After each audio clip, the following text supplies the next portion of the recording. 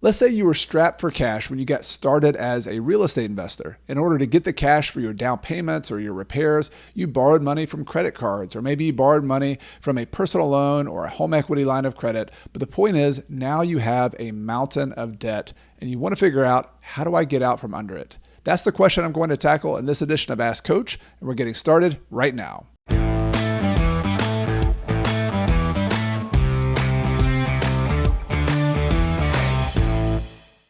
Welcome to the Ask Coach edition of the podcast. I'm your host, Chad Carson. You can also call me Coach, and my mission here is to help you get out of the financial grind so you can do more of what matters. And the format of the Ask Coach podcast is where I do my best to answer your burning questions about real estate investing and personal finance.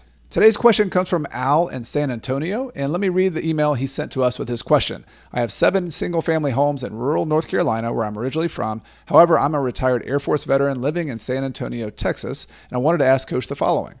What is the best way to get out from under mountains of credit card debt as a result of using them to get started in real estate? Thanks in advance. Wasn't sure if your questions were covered in the earlier podcast. So I asked a follow-up question, actually emailed Al, and just wanted some more clarification on how he used the debt and what his background was. And this was his reply to that. I use credit cards for repairs and paying some labor costs. And I have a farm in North Carolina that I also borrowed against to buy some rural houses. So I'm assuming like a home equity line of credit or something on there.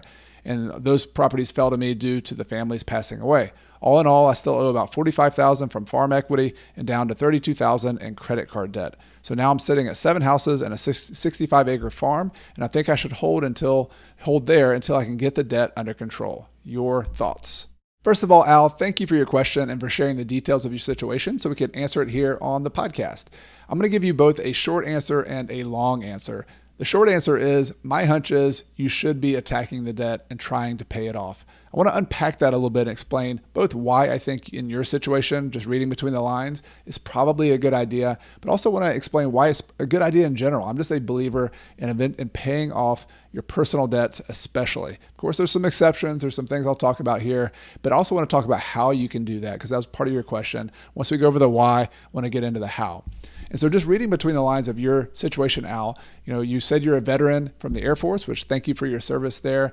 And I'm assuming you're getting some kind of pension, assuming you have some income coming in there. Don't know if you have any other jobs or other things going on there, but you're kind of in this retirement mode or semi-retirement mode, and you have these long distance properties. So assuming you've got some good properties there and you have a farm, getting those paid off will be a good stable foundation upon which you can build. You can basically build your own pension with these rental properties. And the other reason, and this is a general principle for me, that not all debt is equally good or bad, right? So having a mortgage on a property, and you buy an investment property and you have a 4% mortgage, and that property produces positive cash flow and is a long-term 30-year mortgage, that is an example of a good type of debt. You're making money on that. Yes, there's some risk. The rent could go down. You can have a Great Depression and you can still have some negative cash flow there, but a lot lower risk than, let's say, a credit card or a lot of other personal kinds of debt, where not only is there an adjustable rate interest, you probably have a higher interest rate, and even a home equity line of credit, eventually you have to pay that back. It's not like a 30-year fixed financing in many cases. I don't know the details of yours. So all of that to be said, in most cases, I'm a big fan of paying off your personal debt. Now, that doesn't mean that on your first deal or two, as a new investor, you have to take some risks. And I took a lot of risk when I was a newer investor. Sometimes you have to borrow money to come up with some of your down payments. Sometimes you have to use some credit cards to pay for some repairs. Not a big fan of that. You want to pay that off really quickly. But if you do, you have to take a risk. You have to take a chance. Then you have some debt. The next step is, once you get a property, maybe 2, to take a break and use all of your income, all of your excess cash flow to pay those off. Now, why would you do that? Why do you do that? You do that because there is risk of a downturn. There's risk of things happening. There's risk of you having some medical issues and you're not able to produce as much income. And so just having debt is risky. It is also restrictive. Things can happen. If you want to go have flexibility, I'm traveling to Spain here coming up when I'm recording this.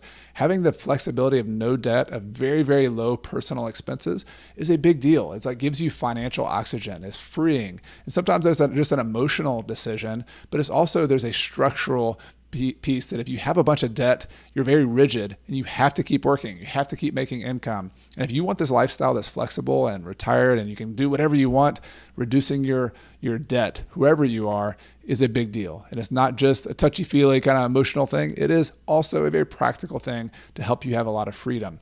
So that's my best case on explaining the why, both in Al's case and for a lot of you personally. So I do think paying off your personal debt is really important. There's some notable exceptions. If you have a long-term mortgage on your house, that probably wouldn't be the first thing I would be looking to pay off before spending money on other investments and things like that. I would kind of set that aside. Also, potentially, if you have any student loans that are low interest and longer term, that's a whole nother story. I have a friend, student loan planner, Travis is his name, who does a lot of content on student loans, particularly if you have a lot of student loans. So pay attention to kind of some of those exceptions.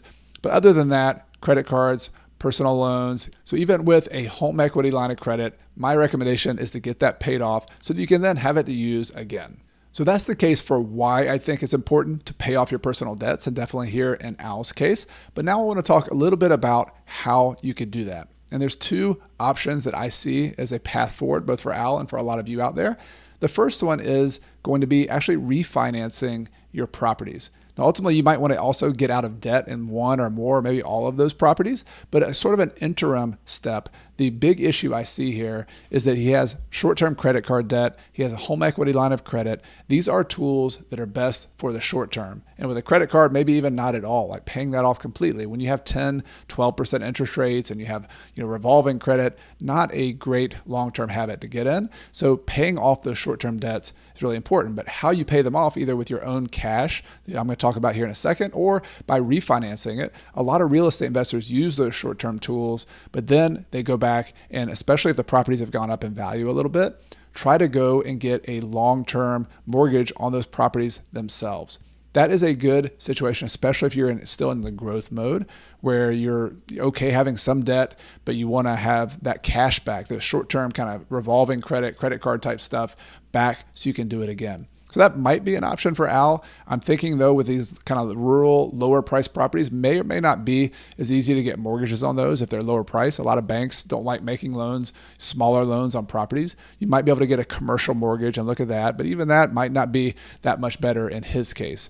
In his case, I would probably lean towards option B, which is doing something like a debt snowball. He has $70,000 to $80,000 in total debt.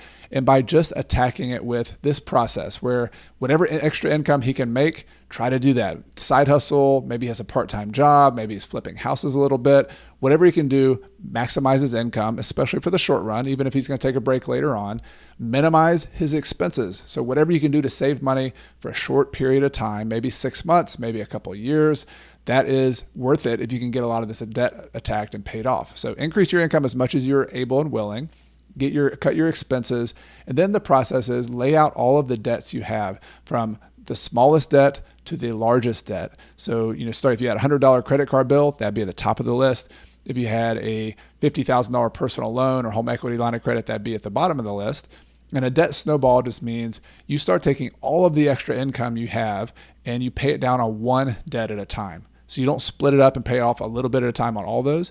You take all of it. So if you have an extra $1,000 per month, you attack just the smallest ones first. What that does, there's some benefits there. Some psychological benefits is that you feel the progress. Hey, I'm making progress here. I paid off 2 debts in the last 2 months. That's great. That keeps you excited about it. And don't underestimate the power of that positive psychology of being able to keep forward moving. A lot of people with the spreadsheet nerds, and they focus just on the math, but that is a really big deal. Like the success is very much in your head getting these things done. The second benefit, though, is very practical, is you increase your cash flow. Every time you pay a debt off, you've now freed up that payment that was going to the credit card company or the debt, and now you can use that to add to your snowball that's building to pay off the second one, the third one, the fourth one. So that's just a summary of the debt snowball. That's the approach I would take, Al. Just be committed. Take this, this debt and just be committed to paying it off as quickly as I can. And with a $70,000 debt, you'll be amazed how quickly that thing can go away. And when you're done with that, now, like I said earlier, you have this foundation. You've got cash flow from these properties. And you're farm free and clear. You're not at risk of losing those things. And now, if you have your pension, if you have this income from the real estate, you've now kind of got a double source of income that you can then build upon it. If you want to go grow more and build more wealth and buy more properties, you still can, but you have the kind of peace of mind knowing that this is taken care of. Hope you enjoyed this edition of the Ask Coach podcast. If you'd like to have your question featured in a future episode, just send an email to podcast@coachcarson.com, or you can also leave a comment on the YouTube video if you're watching it there and just let me know this is a question for a future episode.